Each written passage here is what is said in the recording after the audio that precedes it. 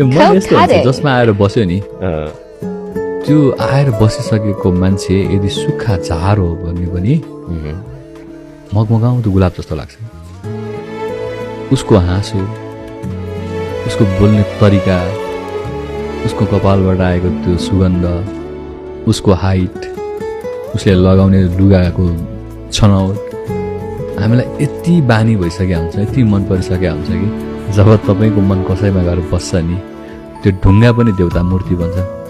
तपाईँले कसैलाई मन पराउनु भयो भने उसको इम्पर्फेक्सन पनि पर्फेक्ट लाग्छ होइन। रुखो बोले पनि मेरो मान्छे हो, उसले मलाई यति भन्ने अधिकार छ जस्तो लाग्छ। त्यो अट्याचमेन्टबाट निस्किन धेरै कठिन हुन्छ, बानी परिसकेको मसानोसँग बानी परिसकेको हुन्छ। तपाईँ 6 दिन 7 दिन नबोल्नुहोस् न, मोबाइलमा घन्टी बज्यो भने उसैको के होइन। पुरानो मेसेजहरू स्क्रोल गरेर हेरिन्छ, एउटा एउटा शब्द पढिन्छ। सो मन नै त्यस्तो हुन्छ, विषयसँग एकदमै धेरै प्यार हुन्छ क्या विषयसँग। बन्छ मन मोक्षको कारण, विषयसँग छुटेपछि प्यार।